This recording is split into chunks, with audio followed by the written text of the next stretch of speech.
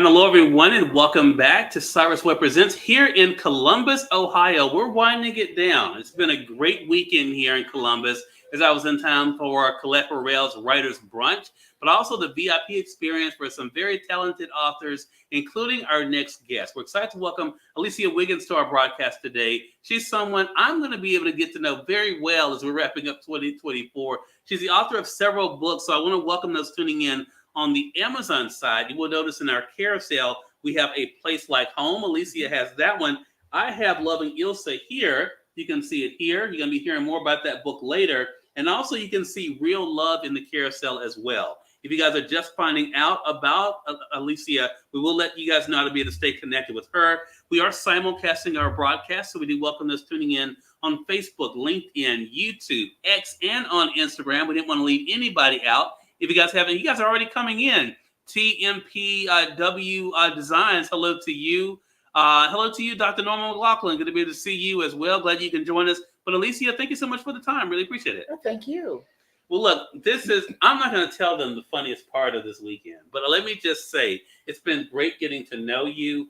And now, of course, as I mentioned, we're going to be working together on another project. But what has it been like for you during this weekend, being able to be with these other authors, aspiring authors? And I should mention, for those who don't know, New York Times bestselling author Victoria Christopher Murray was our special guest. What has this weekend been like for you?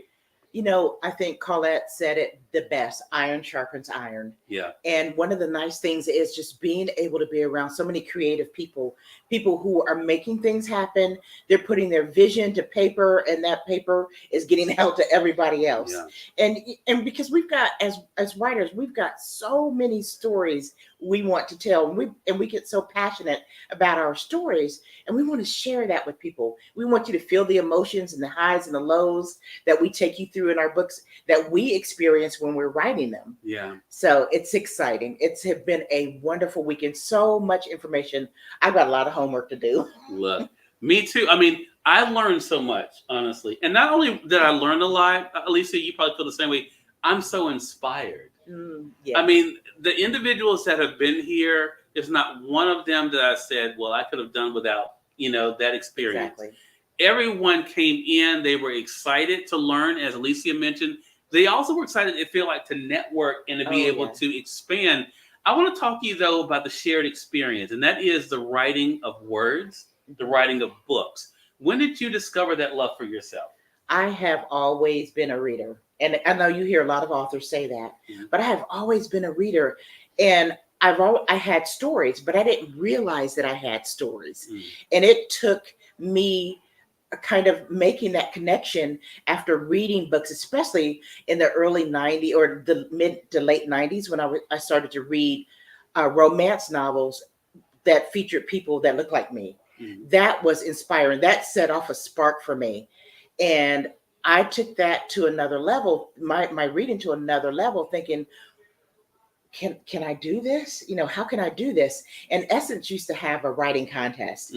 So I started with trying to come up with a short story, but this story just kept going on, and there was so much more that these people had to tell in the story than that short story allowed. And it became my first book. Wow. And now here we are, as I mentioned. For those joining us on the Amazon side, as I mentioned, you see the book, A Place Like Home. Loving Ilsa is the book I have here in my hands. So let me ask you about this for yourself, Alicia, because I think aspiring writers would find a lot of encouragement in this. What made you believe you could do it?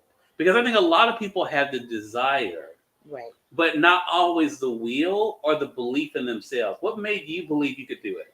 When I started to write, I was enjoying what I wrote. I knew what I liked to read. And as I'm writing, I enjoyed it the same way of the books that I like to read. So I thought, well, if I like it and I know what I like to read, other people may like it too. Yeah. I love that.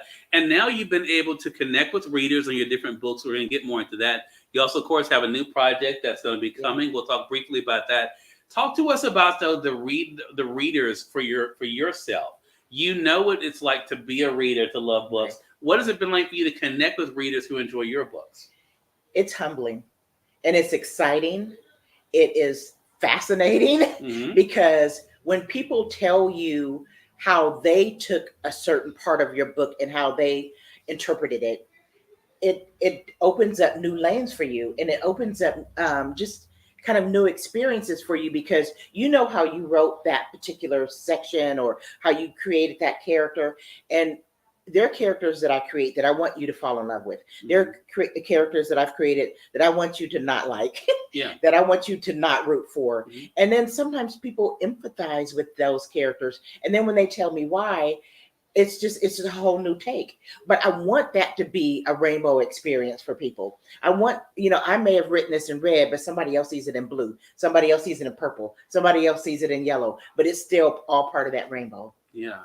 So that brings up a good question for our audience here. And if you guys have any questions or comments for Alicia, make sure you guys put those in the chat. I see you guys coming in over here on YouTube. Welcome. Glad to be able to have you. Also, those tuning in on Facebook, hello to you as well.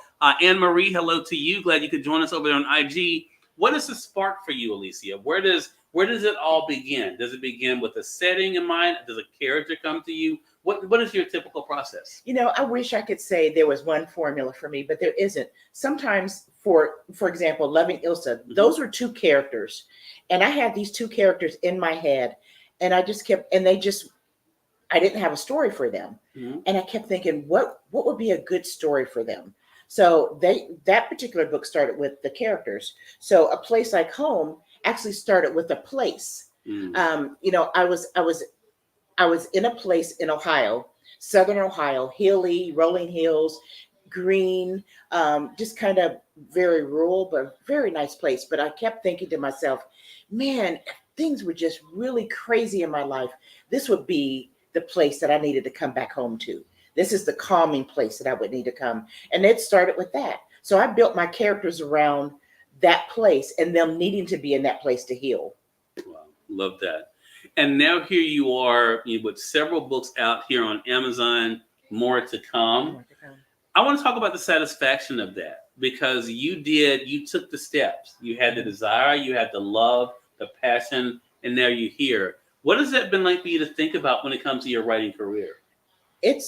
I've had to prioritize writing at different stages in my life. Mm-hmm. When my kids were younger, they went to bed at 8:30 at night, and I could write from 8:30 until midnight. Mm-hmm. And then I thought, well, once my kids grow up or they're more independent, then I can do more writing.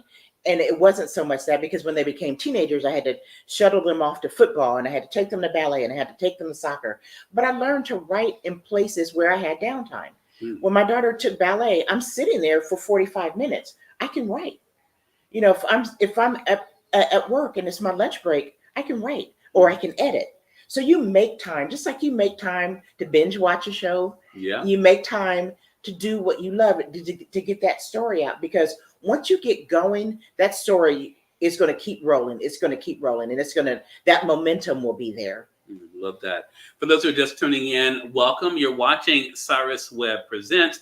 I'm excited to be able to welcome Alicia Wiggins to our broadcast today. We're talking to Alicia not only about her love of storytelling, but what it's been like for her to share that with all of you. If you guys are new to Alicia, we'll let you guys know how to be able to stay connected with her and the great things that's happening. So let's talk about the what's next. That's kind of what you teased. We don't want to give our audience too much here, but what are you excited about next for yourself? I am excited about more stories to come. I have a ton of stories. And as I've gotten older, you can tell by all this lovely white in my hair, my characters have gotten a little bit older, more mature, because you experience things, and there's still love to be found. There's still love to be had. There's still adventures out there. So I'm writing my characters a little bit older. They're not 20 and 30 anymore. They're maybe late 30s, 40s. So those characters come with a particular set of baggage. So you're dealing with that. I'm thinking about a story right now where my male character has to come home and help take care of his father, because his father he's not an invalid or anything like that, but he's gotten older and he needs to come home and take care and make sure that his father is well taken care of. So, but in that, he's made those sacrifices. And I always tell people, just like, when you're older and you're dating, it's different than it was when you're 20, in your 20s. You may have had to deal with, just a 20-year-old, but when you're older, you may be dealing with your partner having an aging parent, or grandkids that they're taking care of. Yeah. Or, I mean, there's a whole different set of things that you have to deal with. So, and that's life. Yeah. That's life. Definitely. So it gives us something to look forward to. You and I are going to be working on a special project with this book that I'm holding. This is not my personal copy of it, but I had just ordered this book right before I left, coming here to Columbus. But Loving Ilsa, for those who are just finding out about it, Alicia, I'm going to highlight it in the carousel on Amazon. It's available for $2.99. For the Kindle edition, I'm going to go down there, or you guys can get the paperback here for $16.50. Talk to us about Loving Ilsa. Loving Elsa was my first character who was over 40. she's in her late 40s, and she's not looking for a relationship. She's content with her life. She's happy with her career. She's and I don't want to say content as if she's settled. She's happy. Yeah. She's happy, like I said, with her career, with her friends, with the choices that she's made. Her youngest son just has gotten married. He's out of the house. She's raised her boys. She's a widower. Her husband passed away unexpectedly when she was younger. But she happens to be out with her girlfriend celebrating the fact that her son just got married. And she's basically an empty nester. And her friend tells her, well, now's the time to live for you. And she's like, what does that mean? What do you mean? She said, it's now time for you to take care of you and do the things that you wanted to do. But she'd been so focused on raising her sons, further in her career, that she really kind of put her personal needs aside. Yeah. But while they're out at this restaurant, she catches the eye of the restaurant owner. And he notices her, and it's a spark. And like the tagline said, one look was all it took. So that gives you guys something to be able to think about. Again, Loving Ilsa is this book, but definitely look for more to come from Alicia. Again, everyone, Alicia Wiggins has been our guest. We're here again in Columbus, Ohio, for the Colette Harrell Writers Brunch, but also the VIP experience that Alicia is part of here. It's been a great weekend. I'm so glad to finally meet you in person. Yes, it was very nice to meet you. Thank you. I feel the same way. And we thank you, our audience, for tuning in to another great segment of Cyrus Webb Presents. Alicia, let our audience know, how can they stay connected with you? You can connect with me on Facebook. I'm at Alicia Wiggins Author. You can go to my website, aliciawiggins.com. And I try to post on my website just little, I call them monthly musings, but I don't always post monthly, but just little snippets about life, or sometimes it's a short story, but it gives you an idea of what my writing style is like. Awesome. Well, make sure you guys are staying connected with her. We'll make sure that we tag her author page here. And until next time, you all make it a great one. We'll talk to you soon. Take care. Thanks.